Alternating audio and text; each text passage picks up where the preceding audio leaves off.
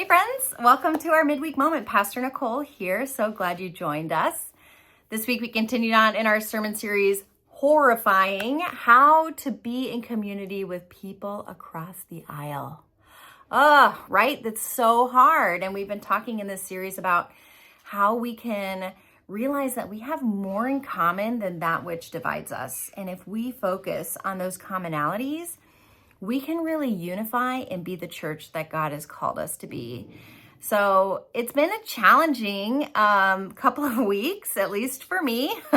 And I really feel like God is doing a good work in me through this series. I hope he is doing the same for you.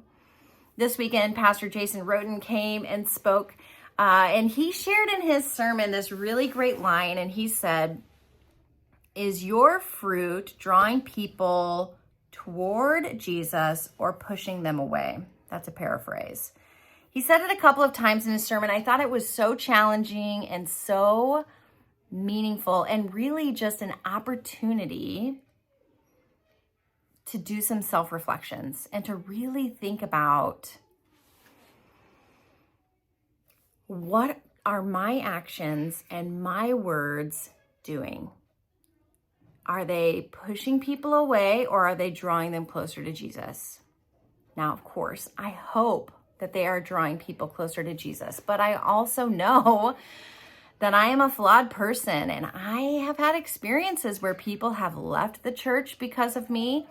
They have been hurt by something I said or something they thought I said or something that I did. So I think that we would be really hard pressed to find anybody that isn't doing both of those things, right? Pushing people away and drawing them closer in the church, because we're flawed and so we make mistakes.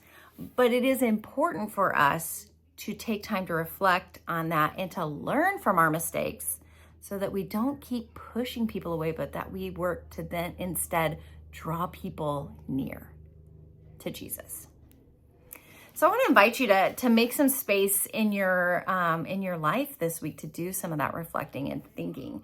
You know, there's so many people in our culture, particularly young people and maybe even not so young people, who have been so hurt by the church that they have left. They're not turning their back on Jesus. They love Jesus. They believe in what Jesus teaches, but they have turned their back on the church because of the way the church is. And I get that, right? Because anybody who spends a length of time in the church is going to have a bad experience. They are going to be hurt by somebody. They are going to be offended. They are going to be, there's a big scale, right? Maybe you're just a little offended, or maybe you are really harmed and abused in the church, right?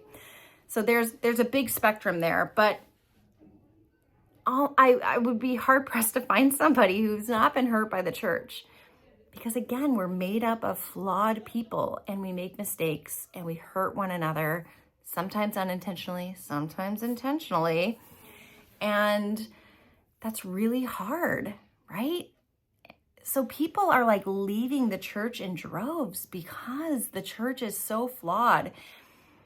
So it is so important for us to really think about and reflect on our own actions and on our own words and what we might do better, right? How we can learn from our mistakes and instead really work to be the hands and feet of Jesus, to do what Christ has called us to do.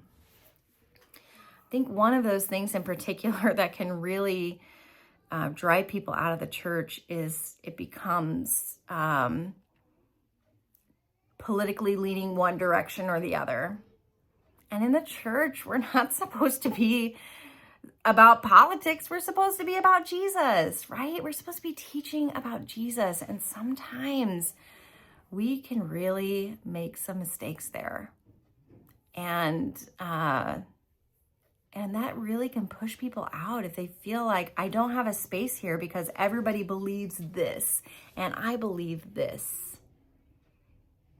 So really that's the crux of this whole sermon series, is how do we not alienate people on the other side of the aisle, but instead say, hey, you're part of this community and we're in this together. And we need people on both sides of the aisle because we want to be open to everybody. We want to be fair and balanced, and we want to listen well. And we don't want to become an echo chamber of like, everybody believes the same things. And so we're never challenged in our beliefs. And then we just start going off the deep end because nobody's pushing back, right? We don't want to be those kind of communities.